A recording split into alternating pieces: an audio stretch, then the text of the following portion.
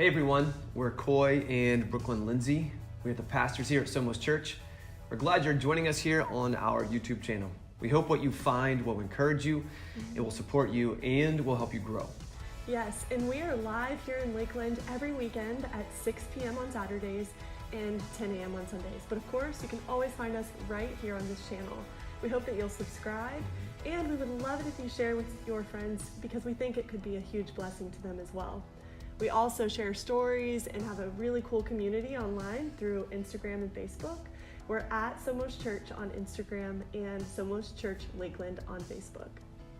Thanks for joining us, and we hope you'll check us out soon. Okay. We appreciate you. Thank you for joining us.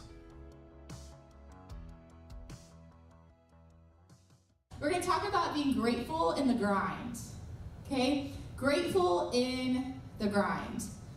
So for me, growing up, I always wanted what was around the corner. Can anybody relate to that? You go through a season of life and you just want what's next. So I was the weird kid that when I was 4 years old, I lived at my grandparents' house with my mom, and two of my cousins lived with me, and they were already in school. So they would come home from school every day, and they would sit down at the table, and they would do what? Their homework, okay? So as a little 4-year-old, I would ask for a piece of paper so that I could do my homework. I just couldn't wait to get to school. It was like something I looked forward to. I wanted to be like my older cousins. I wanted to go to school. And then I went to school and found out what they don't tell you. You have to take naps in kindergarten. So I went to school, and immediately in kindergarten, I thought, well, this is kind of silly. I don't want to go to school and be forced to lay down on a, mat and sleep. And I also had the worst experience ever during nap time. So when I was younger, I had super white blonde hair, and it was about down to here. Crazy for a 6-year-old. And we laid our mats down by the same people every day. And so one day I'm laying down to nap as usual, and there was this kid who always was next to me, and his name was Jermonte. Well, I had no clue that Jermonte had this secret obsession with how long my hair was, I guess. And so I'm laying down as usual, take a nap, and I wake up, and something feels really heavy, like in the back of my head. And I'm like, what in the world is going on? Like my head was like tilted to the side. And do any of you remember the teacher's like pointer things where they would read the book and point to like each word on the page? He had taken one of those, and during like the 35-minute nap time had wrapped it around multiple times where it was completely stuck in my head, and I had to chop my hair off as a kindergartner because I had this wand stuck in my head. So yeah, kindergarten was great, guys. So then I decided I want to move on, further up in elementary school. And then I entered 4th grade. And 4th grade's kind of a good year. You're getting ready to be out of elementary school. And so your 4th grade teacher is also a lady that goes to your church. So I couldn't get away with anything, and I was a talker. Some of you guys might have heard this before. I talked all the time in class. Like my teacher would tell me I needed to stop talking, and I didn't understand. So I would just talk and talk. And so almost every day I had to write in my citizenship book, I, Keiara Sullivan, will stop talking in class. And they would make me write it like 15 times, which never really accomplished anything if you did that. You're like, okay, I'm writing this, but I'm still gonna talk tomorrow in class. So I was kind of over elementary school, couldn't wait to get to middle school, and then everyone knows middle school is usually the worst 3 years of your life. Like, I don't know what it is about middle school, but you're trying to figure out who you are and who your friends are, and it's not fun. So I go through middle school, and then I can't wait to get to what? High school. You think life's gonna get easier, you get to learn how to drive, you get to drive to class, and you get some independence. So I move on to high school, and then once I was in high school, I couldn't wait to get out and get a job and get into the real world. And I tell my senior girls in my class on Wednesday nights who are currently at this stage of, I can't wait to graduate and get out of high school, I'm like, I know you think that, but as soon as you get out and these things come in the mail, they're in this envelope with this little security, clear window, and you open it and they're telling you owe them money, it's really not all it's cracked up to be, You'd rather stay in school and take the notes and take the naps. So I couldn't wait to get out and get a job. And then I got this job at my orthodontist office. So I had braces. Thank the Lord for my parents who could give me braces. So I got braces when I was a junior in high school. So yeah, senior brace face, it was fun. And as I'm at my doctor's office, my doctor says that he wants me to come work for him. So I start working for this orthodontist, and I get the job, right, that I wanted to have, and I had a great job outside of high school. And then I already was like, oh, I really want to be in ministry. I don't want to be at this job. It stinks. I'm tired of doing this. And so no matter each phase of my life, I wanted to move to the next phase, and then I wanted to get married and so on and so forth. And it seemed like there was always this emptiness that I thought was around the corner. But every time I got around the corner, it was met with what? More challenges. There was a challenge around every single corner that I faced. And what I realized is most of my life, I have spent my life chasing what I wanted. I wanted to move to elementary school. I wanted to go to high school. I wanted a job. I wanted a job in ministry. I wanted a good marriage. I wanted this car or this thing. But the problem is, if we are going to follow Jesus, Jesus tells us that we must do what to ourselves? We must deny ourselves, right? We must deny ourselves and pick up our cross and follow Jesus. And so there's this problem with us wanting everything that we want all the time when we're supposed to be denying ourselves and following Jesus. And so today we're going to be talking about what it looks like when we're in that daily grind, when we're in that season and we're currently wishing it away. How can we be grateful and how can we see God's purpose through each of those things? So I want you guys to watch this quick video by Craig Rochelle. He's awesome. People gather around churches all around America today, thousands of people, to watch this whole sermon on video. Crazy. So I want you guys to check this out, and then I'll come back up and wrap us up. And suddenly you realize the work is the reward. The prize is in the process. And I can be grateful every single day in the grind. Tell you a little pet peeve I have. Graduation speeches. I've given a couple, and mine are different. The normal graduation speech is this: follow your passion. Follow your passion. Follow your heart. Do whatever your heart tells you. Here's a problem, you young graduates. Your passion doesn't always pay the bills. Your passion doesn't always keep the lights on. The problem with passion is selfish passion is about us. There's a higher calling, and it's not selfish passion, but it's selfless purpose. It's a higher calling. And once you start to recognize that you're doing God's purpose, what's so amazing is the passion always follows purpose. So instead of me being the starting point of, I need to do what I want to do to be happy, instead, when God is the starting point, whatever you do it for the glory of God, and you start to realize in the middle of even what you may not have chosen, God still has a purpose, and then you recognize that you're doing what God has called you to, even in this moment, though it may not be your favorite thing. When you're serving His purpose, your passion starts to always follow purpose. Think about Paul for a minute. The guy was passionate about something. He was a regular person. I don't know what it would have been. Maybe it was music. Maybe he had a guitar, and he's really good. He's putting his clips up on YouTube. He's first Justin Bieber, then the Apostle Paul. They're going to discover me. I know they are. Maybe it was music. Maybe it was art. I'm going to get my paintings done. I'm going to sell them really big, and they're going to want them all the time. If he was living today, it's cars. I know it is. The Tesla. That's what I need to be happy. Whatever it is, Paul had his own passions. There were things that he was excited about. What he was not passionate about, let me promise you, was getting beaten and left for dead. I promise you, that was never on his, if I could only do that, I'd be so happy in life. But instead of pursuing selfish, self-centered passion, what he did was he pursued God's purpose. And suddenly he would say things like Acts 20:24. I consider my life worth nothing to me. Not about my dreams, my wants. My only aim is to finish the race, complete the task the Lord Jesus has given me. We can say this: my only dream is to fulfill God's purpose. And what is that? The task of testifying to the good news of God's grace. What does purpose do?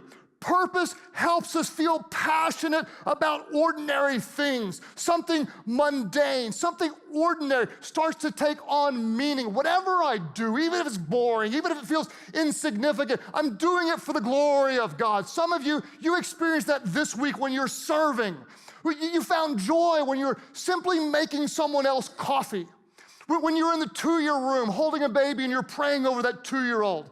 When you lead an 8th grade group of switched girls and you realize in this moment God is using me to pour spiritual life into the emerging generation. When you simply open up your home and provide a life group, a place for people to find spiritual connection. What normally seems ordinary becomes more extraordinary because it's not just a task, but it's a purpose directed by God. And passion always follows purpose. Paul, he gives us really profound images. He says this. He says, I'm not running like someone who's running aimlessly. I love that image. I'm running in a direction. He says, I'm not boxing like someone who's shadow boxing. I'm in a real spiritual fight. He says, I run with purpose. This is what he said. I run with purpose in every single step. Imagine that. When I wake up, God, today, this is your day. This is the day the Lord has made. And whatever I do, whether it seems big, exciting, or small and insignificant, God, I am choosing to find purpose in this.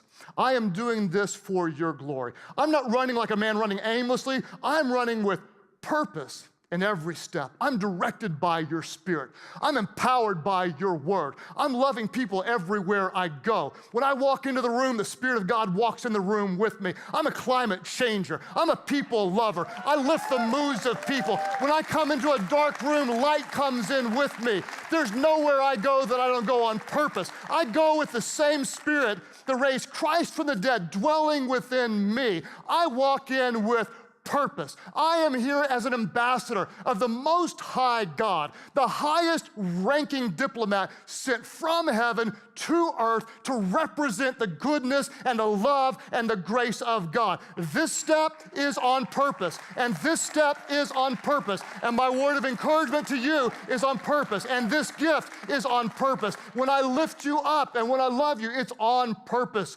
because I don't do anything half-heartedly. Whatever I do, I'm doing it for the one who changed my life.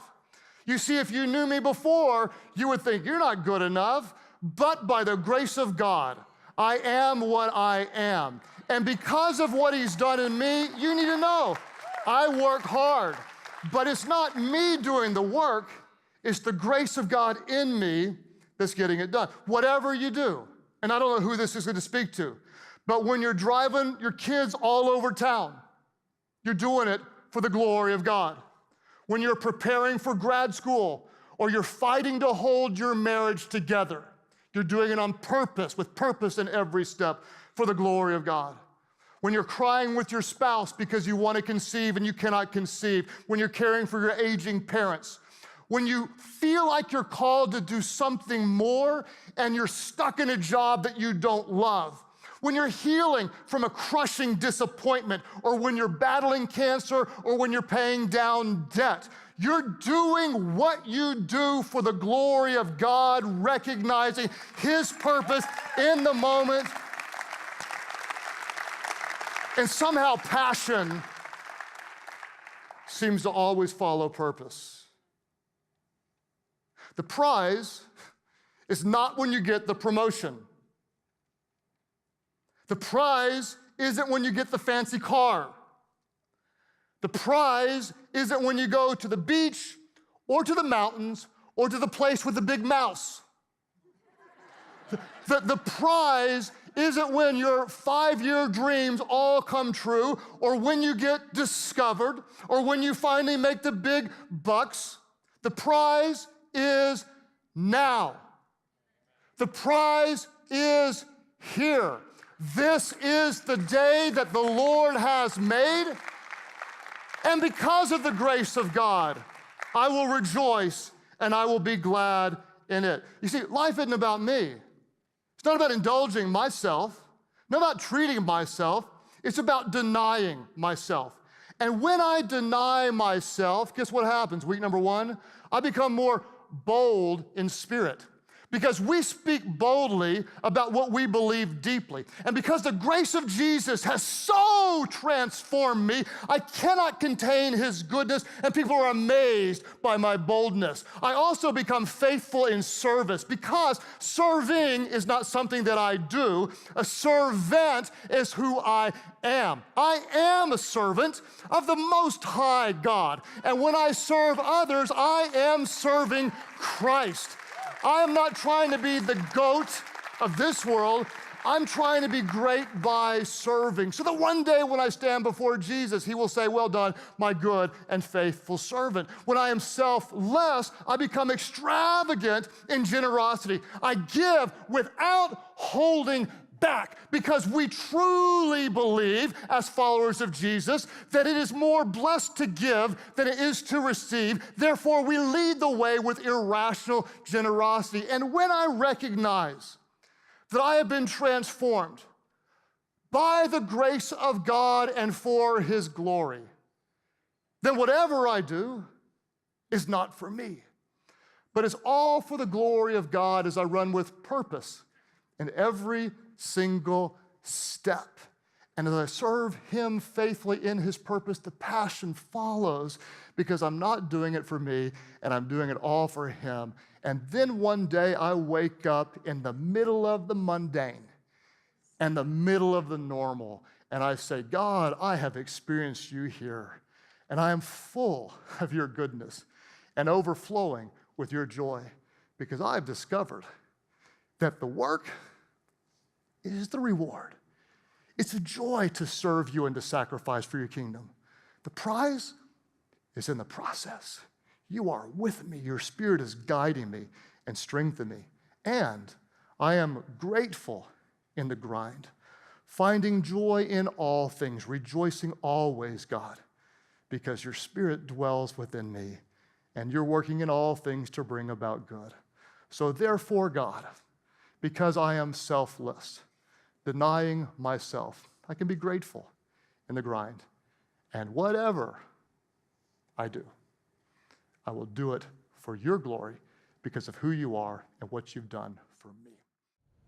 Can you imagine if we actually lived our lives that way every single day? From the moment that you wake up, you think to yourself that when you walk into a place, that the Spirit of God is with you and going before you. I know a lot of us get in the mundane and we go through the same tasks every single day, and we can easily just kind of be on autopilot and aimlessly walk into the same office every single day or be in the same car line every single day. But think about if you saw yourself, as he said, as a climate changer, that when you walk in the room, light comes with you, that each step that you take is a step that is on purpose, for a purpose that God has for your life. Imagine the way that we live, how it would change the impact that we have on those around us by actually seeing the purpose that God has for us in every single day. For me, it's crazy to think about the significance of each of my steps throughout my life. I know all of those times where I thought, what in the world is going on? Where is God in all of this? What is God's purpose for my life? God was using each of those steps to get me to where I am today. You remember me talking about a second ago that doctor's office job that I hated, right? I started working at this orthodontist job, and at first I loved it, but before I knew it, I am a driven individual. I was like 18 and running the whole front desk. We were seeing over 180 patients a day, so it was overwhelming, it was stressful, it was crazy, you're underappreciated, life was just crazy. But one day something switched in me, and I remember thinking, God has to have a purpose in this. Even though I'm not doing full-time ministry, which is what I want to do yet, even though this isn't my dream, passion, or goal, or job, that there has to be a reason why I'm here. And so my focus began to shift from the mundane to, okay, there has to be purpose. So one day, this new girl walked in. And so she walks in, it's her first time, and she's, of course, older than me, because everyone was older than me at the point, but I had to train her. And so I introduce myself and I give her a big hug, because that's just who I am. And I later find out that she absolutely hates hugs. It's like the worst thing that you can do. So I started off this great. I give her a hug, welcome her to the office. She already hates me. And so she was very kind of standoffish and very quiet. But I built a relationship with her over 4 years. And I kind of thought about this should be a time where I can share Jesus with her. And not share Jesus with her like, hey, I'm going to open my Bible, here's the Roman road kind of thing. But how I could talk to her about what God had been doing in my life. And so we would eat lunch together, and I would just talk to her about, okay, this is what God's doing in my life right now. Our lives looked so much different. If you could picture two opposites to the extreme extent, that was us. So I would talk to her kind of about my life, and occasionally I would invite her to church. But she would always say, what? No. Church was not for her. She had no desire in going to church. She was actually an atheist, so was her soon-to-be husband. They had made up their minds about God a long time ago. So I built this relationship with her for over 4 years. And it wasn't until 6 years later, I'm working at a different job, and she texts me and says, hey, are you still going to church on Sundays? And I said, yes, I'm still going to church on Sundays. She said, well, what time is the service? And at the time, we had like 5 services at our last church, and I said, well, I can usually be at the 9:30. I'm not like doing something at the 9:30 service. So she said, okay, I'm going to come today. And she had hit rock bottom in her life, and she had thought to text me to show up to church. And that day, she gave her life to Jesus, and less than 6 months after that, she was on a mission trip with me to Africa, to a third world country, halfway around the world, to have that experience with me. And I never would have thought in the mundane of working at that desk job as a receptionist that there would ever be any significance or purpose in that moment. But God had a purpose. And God has a purpose in each season of your life. As you're wanting to wish your way to the next season, no matter how hard or how difficult it may be, God is with you, God is going before you, and God is preparing each of your steps for ultimately the calling that God has on your life. And each single step is significant, even though you might not see it as that. I remember wishing to have a good boyfriend, like every girl's dream, like a guy that was actually a good guy, especially when you love Jesus, which is so hard to find then, and I'm sure these days when I talk to the girls in my group.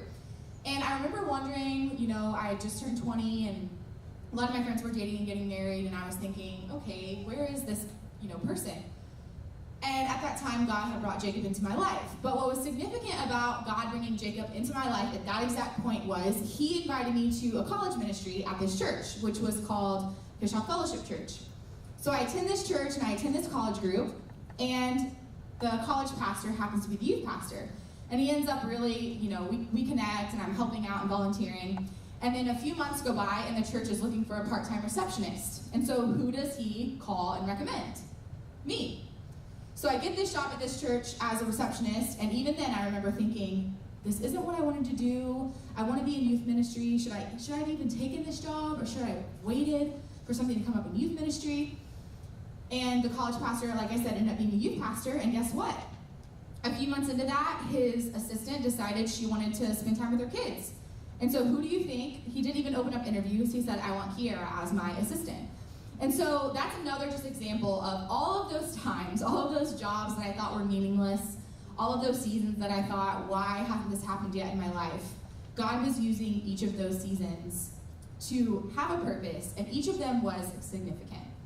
So no matter where you find yourself this morning, if you're in the mundane, which I think we kind of all are, even if you just got into a new season, it takes about a day, I feel like, for me to get in the mundane. Like, it'll take one day of something new, and then the next day I'm like, okay, this is old news, and I kind of get in this aimless wandering. But God has something in this season for you. And there's something that has to happen, though, in order for us to, I think, really grasp this thought of God having a purpose in the middle of everything is we have to deny ourselves. Yeah. Because we've put our wants and what we want above everybody else.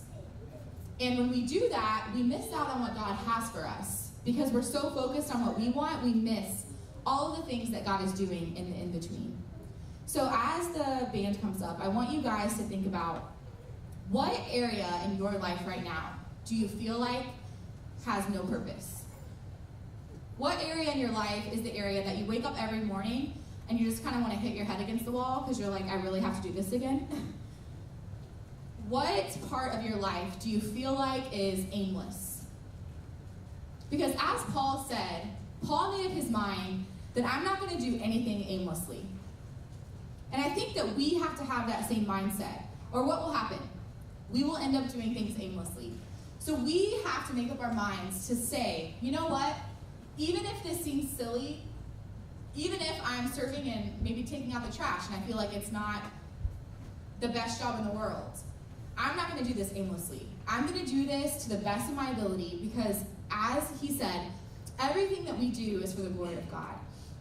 And I think when we change our perspective to, hey, you know, when I wake up every morning at 3 a.m. because my baby's crying and needs me, you're doing that for the glory of God. When you have a car full of teenagers, maybe teenage boys, and your car smells and it's not new anymore because they've spilled french fries everywhere, and you're taking them to a sports practice, there is a purpose in that. You're doing that for the glory of God. When you wake up in the morning and you look at the person next to you and you don't even know why you're married to them anymore, but something inside you tells you that you need to fight for it, you are doing that. You are fighting for the glory of God. As a teenager, when you go to school every day and you're like, why in the world am I in this class? Why do I have this teacher? Why does this person make fun of me every single day? God has a purpose in every single one of those seasons of our life. Maybe you're like me and you're wondering if there's ever going to be that person that's out there for you, and you're praying and you're like, okay, God, where is this person that's meant for me? Where are they? In all of that, God is using each of those seasons to make you more like Jesus. He's using them to mold you into the person that he wants you to be. And when we see it that way, we can get excited about the season of life that we're in, even if it's hard. Because we know that there's a song that I love, and it talks about how nothing is wasted. And I think it's changed my perspective. When I feel like I don't understand, when I think about, you know what, nothing is wasted with God. All those hours I put in at that doctor's office was not wasted. Me sitting at that receptionist's phone, answering one phone call a day, being bored out of my mind, that was not wasted. All of the heartbreak that I went through as a teenager was not wasted. My dad walking out on me as a kid, none of that was wasted. God used all of that to make me the person that I am today and to step me into the destiny that God had for me.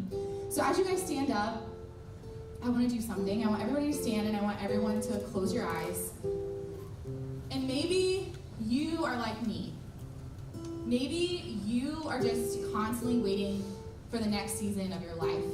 And maybe you don't see God in the area of your life right now. Maybe you haven't been seeing each day as a day that you can bring glory to God through whatever you're doing. And maybe you're just tired of the season that you're in. And so if that's you today, with everyone, not looking around, I want you to raise your hand. I just want to pray for you. I'm not going to ask you to do anything weird or come up front or anything like that. I just want to see you so that we can pray over you and pray that God would give us a fresh sense of purpose in our lives. That we would see the mundane in our lives, not as mundane, but as there is an artist, and he is carefully crafting every single part of your story like a masterpiece. There's not one color on that masterpiece that is out of place. Each stroke that he is making on this painting for you is exactly where it's supposed to be. And so we can rest in that. So we're going to pray, and I'm going to pray for all of us, but especially those of you who have raised your hands. So God, I thank you for each person that's in this room this morning. God, I thank you that even in bringing us here today, that you have a purpose for every single person in this room. God, I pray that when we wake up in the morning and we ask, why are we at the job that we're at? Why are we in the season that we're in? Why is parenting so hard? Why is being in relationships with other people draining me? Why am I sitting at this desk for 8 hours a week and I've been doing this for 10 years? Why? That you would change our mindsets, God, that we would see that there is purpose in every single step, every conversation, every time we talk to someone, every time we give someone a hug, every time we text someone, every time we walk into a room, that we bring light with us, and that nothing is wasted with you. So God, give every single person in this room a fresh vision of their lives, God. Help them throughout their day to see that you are with them, that you have a purpose for their lives, and that nothing is mundane with you. God, help us to not walk aimlessly, but help us to take each step of our lives with purpose and ask God to go before us and to go with us so that we can glorify you in everything that we do. And God, we look ahead to all the amazing things that you're going to do in and through our lives as we choose to deny ourselves and we choose to follow you in the plans that you have for our lives. In Jesus' name, amen. You have so much value to offer to this world. We can't wait to see how these videos support you as you add value to those around you. Make sure, if you want to stay in tune with all of the things we're doing here at Somos, that you like and subscribe to our channel. Also, we would love to hear from you, so if you have any questions, make sure you comment in the section below. We would be happy to answer those questions for you and connect with you there.